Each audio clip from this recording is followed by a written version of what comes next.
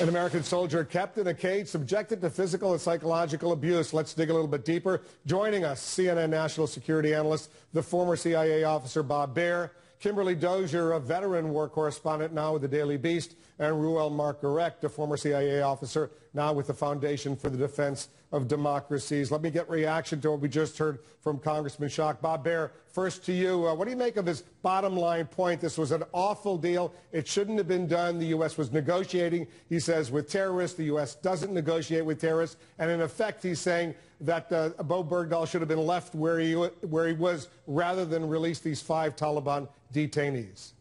Well, I think you're going to get an argument from the military that we leave people behind. It's sort of the creed of the military. Whether, he had psychological problems, for whatever reason he walked away from post, you don't leave people behind. You do your best to get them back. As for negotiating with terrorists, I was involved on the sidelines of Iran-Contra. And the Reagan administration did negotiate with Iran on that.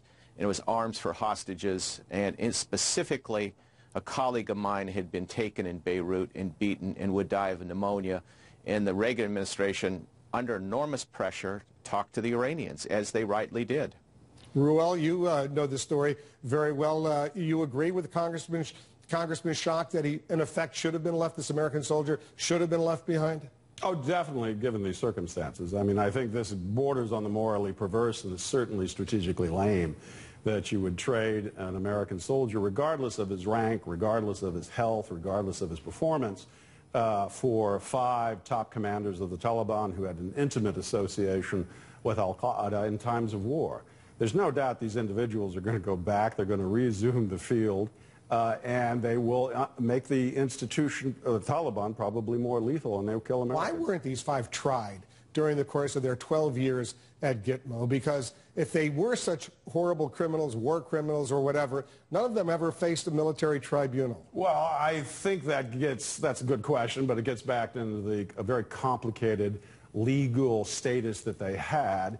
And as Attorney General Holder once said, that if we were to try some of the holdees at Guantanamo, and they were found innocent, we would not release them. Kimberly, you've been doing some excellent reporting, and just a reminder of viewers, you're a world-class war correspondent, and you yourself were severely injured when you were covering the war in Iraq, right? Yes. So you understand the psychological pressures a guy like Sergeant Bowe Bergdahl might have been going through during his tour of duty in Afghanistan. Well, think about it. He, yes, may have walked away from his post, but the troops I've spoken to, the officers have all said it was our duty to get him back. Then we figure out what caused him to do that original act. In terms of his psychological state in captivity, I've heard from some former Afghan officials who were in touch with the Taliban. They say after he escaped the second time, they did take tough measures in terms of locking him down. They put him in a cage at one point, but they also had to move him around frequently. So sometimes he was kept in a basement. This was also standard for high-level prisoners held by the Haqqani network that was holding him. This was the condition under which anyone who was captured by them was held. So, Bob, what do you make of the argument, and we just heard it from Reuel, this was an awful deal, sets a terrible precedent, and that, in effect, this guy should have been left behind? I could never agree to leaving anybody behind, whatever motivation they left. I mean, he was not fighting on the other side. Now, there's accusations that he wanted to join the Taliban. None of those have been substantiated. And, I've served in the field, and I'd hate for my government to say, well, Bowe Bergdahl, we didn't like him all that much. Let's leave him with the enemy. I just think that's unconscionable for anybody who serves in the field in war. Yeah, go ahead, Reuel. Yeah, I think the agency might have left Bob behind. That's to Bob's credit. But I would just add, that's not the issue. The issue is we're still at war. And I'm hard-pressed to find a parallel to this where you actually release what are the equivalent of 5 generals in the opposing army. They're just killing American soldiers. You release them in time of war and let them go home for a sergeant. So when the Israelis release 800 Palestinian prisoners for one captured Israeli soldier, Gilad Shalit, who was held by Hamas in Gaza for, what, 4 or 5 years, you think the Israelis made a mistake? Yes, absolutely. I think it sounds very good at the synagogue on Saturday, but it's a serious mistake. This isn't espionage.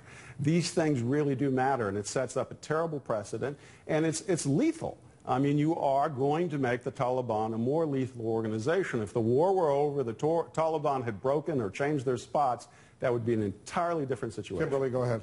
And yet some special operations and intelligence officers I've spoken to have said, let them go back. We couldn't do anything to them in Gitmo. We didn't have the evidence we needed to take them to trial.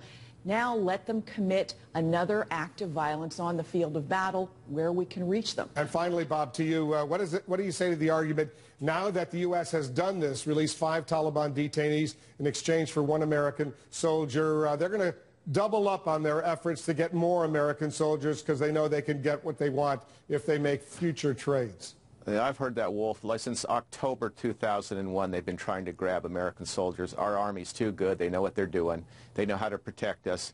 They can try all they want, but we know what we're doing, and it's not going to make it any worse on the battlefield. Bob Baer, Kimberly Dozier, Reuel Gerecht, guys, thanks very much.